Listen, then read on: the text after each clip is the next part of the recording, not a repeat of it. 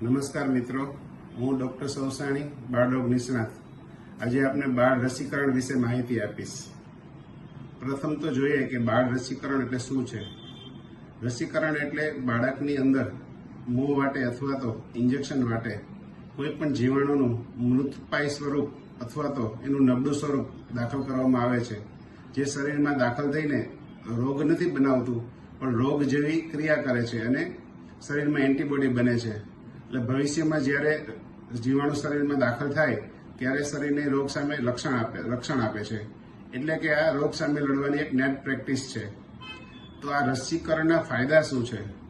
આપણે જોયું છે કે પહેલા કરતાં હવે પોલિયો નાબૂદ થઈ ગયો છે આપણા દેશમાં. બીજું, ઓડી, અછબડા જેવા રોગો ઘણા ઘટી ગયા છે. પહેલા આપણે જોતા વારંવાર બાળકોને રોટા વાયરસના ઝાડા થતા. અમારે ત્યાં પણ રોટા વાયરસના બહુ જ કેસ આવતા, એ ઘણા ઓછા થઈ ગયા છે. તેમજ આપણે જોયું છે કે જે શીતળા નામનો રોગ છે આપણે આ રસીકરણથી જ નાબૂદ કર્યો છે. એટલે રસી મુકાવવાથી ફાયદા છે. હવે જ્યારે રોગ થાય છે ત્યારે તમારે એની સારવાર કરવી પડે છે.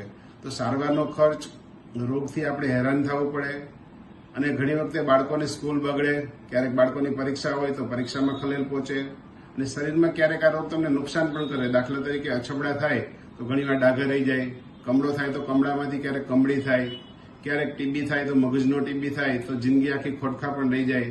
એટલે કોઈ શરીરનું જિંદગીનું જોખમ પણ ઘણી વખતે હોય છે. તો એના કરતાં આપણે રસી મુકાવી સારી. તો હવે એક બીજી વસ્તુ જોઈએ કે પ્રાઇવેટમાં મળતી રસી અને ગવર્મેન્ટમાં રસી મળતી એમાં ફરક શું હોય છે. તો ગવર્મેન્ટને બધી રસીઓ પોસાય નહીં, એટલે ગવર્મેન્ટ અમુક પ્રાથમિક રસીઓ ગવર્મેન્ટમાં મૂકે છે. એ સિવાય ઘણી બધી રસીઓ છે જે ખાલી પ્રાઇવેટમાં જ આવે છે, ગવર્મેન્ટમાં નથી આવતી. ફ્લૂની રસી, અછબડાની રસી, સાદા કમળાની રસી, ટાઇફોઇડની રસી, તેમજ ગર્ભાશયના કેન્સરની રસી અને મેનિન્જાઇટિસની તથા જેઈની રસી આ ફક્ત પ્રાઇવેટમાં જ આવે છે, સરકારીમાં આવતી નથી. અને જે પ્રથમ જે 1.5 મહિને, 2.5 મહિને અને 3.5 મહિને જે ત્રિગુણીની રસીઓ આવે છે એમાં પણ ઘણો ફરક છે ગવર્મેન્ટ ને પ્રાઇવેટમાં. કારણ કે પ્રાઇવેટમાં ડોક્ટર પોતે રસી મૂકતા હોય છે, જ્યારે ગવર્મેન્ટમાં વેક્સિનેટર મૂકતા હોય છે. ક્યારેક રસી પૂરી ઊંડે સુધી સ્નાયુમાં મૂકવાની હોય. ઘણી વખતે ઊંડે સુધી જો સ્નાયુમાં ન મુકાય અને ચરબીમાં મુકાય તો ત્યાં રસીની જગ્યાએ ગાંઠો થાય, રસીની જગ્યાએ પાક થાય અને પેનલેસ રસીની જગ્યાએ સાદી રસી મૂકે તો બાળક 2 દિવસ તાવ આવે, રડ કરે. આવા બધા પ્રોબ્લેમ ઘણીવાર સાદી રસીમાં થતા હોય છે. ઘણા વાલીઓનું એવું માનવું હોય છે, એવું વાયરલ થઈ ગયું છે કે ગવર્મેન્ટમાં રસી મળે છે ફ્રેશ હોય છે, પણ એવું હોતું નથી. ગવર્મેન્ટમાં અને પ્રાઇવેટમાં બંને જગ્યાએ રસી ફ્રેશ જ હોય. કારણ કે રસીનો અમે જોઈતા પૂરતો સ્ટોક જ મંગાવતા હોય દર અઠવાડિયાનો. અને બીજું, તમારે એટલો તો વિશ્વાસ હોવો જોઈએ કે પ્રાઇવેટમાં ડોક્ટર પૈસા દઈને તમને જૂની રસી શું કામ મૂકે, રસી તમને ફ્રેશ જ મૂકવામાં આવે છે. તો હવે એક રસી આપણે જોઈએ કે શું શું ડિફરન્સ છે ગવર્મેન્ટમાં અને પ્રાઇવેટમાં. તો એક જે ત્રિગુણી રસી આપણે સમજાવ્યું પ્રમાણે કે પેનલેસ ગવર્મેન્ટમાં નથી, પ્રાઇવેટમાં જ પેનલેસ રસી મૂકે. એટલે રસી મુકાવો તો તમારા બાળકને તાવ દુખાવો ન થાય અને એક સાથે 8 રસી બાળકને આવી જાય. અને બીજું, મેં રસીની ટેકનિક કીધી પ્રમાણે સારી ટેકનિકથી મુકાય તો બાળકને ઇન્જેક્શનની જગ્યાએ જે પ્રોબ્લેમ થાય છે એ પણ ના થાય. અને બીજું, ગવર્મેન્ટમાં પહેલા અને બીજા ડોઝમાં જ એ લોકો નિમોનિયા અને આઈપીવી મૂકતા હોય છે. આપણે 3 ડોઝમાં પોલિયો ઇન્જેક્શન અને નિમોનિયાના ડોઝ મૂકતા હોય છે. 6 માસે એક ફ્લૂની રસી આવે છે જે ફક્ત પ્રાઇવેટમાં જ આવે છે. ફ્લૂ એ 4 જાતના ફ્લૂ, જેમાં સ્વાઇન ફ્લૂનો પણ સમાવેશ થાય છે, એની સામે રક્ષણ આપે છે. એ બાળકોને વારંવાર થતી શરદી અથવા તો તેમજ ફ્લૂ વાયરસથી થતો નિમોનિયા સામે રક્ષણ આપે છે. આ રસી જરૂર મુકાવી જોઈએ.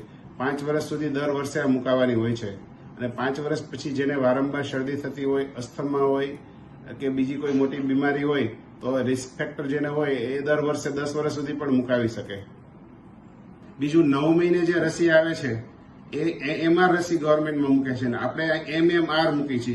MR એટલે ઓડી અને રૂબેલા એક જ. આપણે ત્યાં ઓડી, રૂબેલા અને ગાલપચોડી 3 મૂકી છે. એટલે ગવર્મેન્ટની રસીમાં ગાલપચોડિયાની રસી આવતી નથી. બીજી, હવે વર્ષે જે રસી આવે છે સાદા કમળાની, એ ફક્ત પ્રાઇવેટમાં જ આવે છે. જે બાળકોને પાણીજન્ય અથવા ખરાબ દૂષિત પાણી અથવા કંઈ બહારનું ખાવાથી જે કમળો થાય, તો કમળો થાય તો શું થાય, 10-15 દી આરામ કરવો પડે, 2-3 વખત રિપોર્ટ કરવા પડે, ક્યારેક દાખલ કરવું પડે. ક્યારેક કમળાને લીધે કમળી થઈ જાય તો એનું ગંભીર સ્વરૂપને આપણા શરીરને બાળકનું જિંદગીનું જોખમ પણ રહે આમાં ક્યારેક. તો એના કરતાં રસી મુકાવી સારી. તો આ પ્રાઇવેટમાં આપણે રસી જે સાદક મળેની મૂકે છે એ મુકાવે તમને રોગ ન થાય તો તમે સારવારનો ખર્ચ બચી જાવ. તો સામે રસીનો જે ખર્ચ છે એ સારવારના ખર્ચ કરતાં ઓછો હોય છે. બીજો આપણે જોઈએ તો અછબડાની રસી.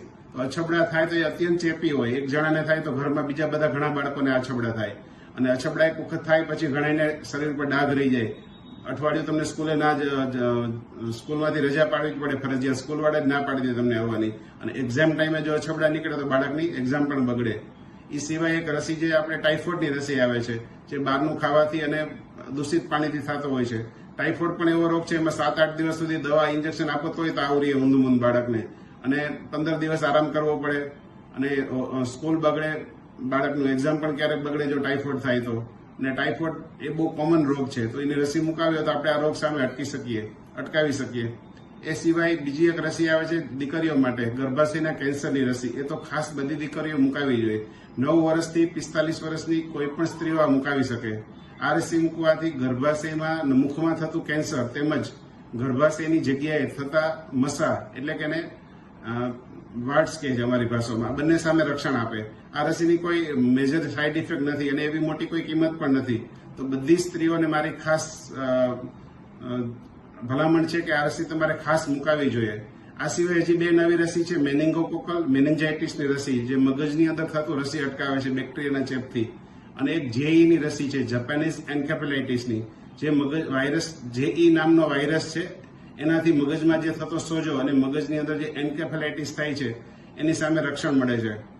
તો આ બધી રસીઓ વિશે આપને જાણ કરી. હજી વધુ માહિતી જોઈ તો તમે મને અથવા આપના બાળકોના ડોક્ટરનો સંપર્ક કરો. અને બધા બાળકોને જેને પોસાય પ્રાઇવેટમાં મુકાવે, ન પોસાય સરકારીમાં તો ખાસ રસી મુકાવે જ, કારણ કે તમારા બાળકને ગવર્મેન્ટ ફ્રી રસી આપે છે. આ બધી રસીનો તમે લાભ લ્યો અને તમારા બાળકને ચેપી રોગોથી મુક્ત કરો. આભાર.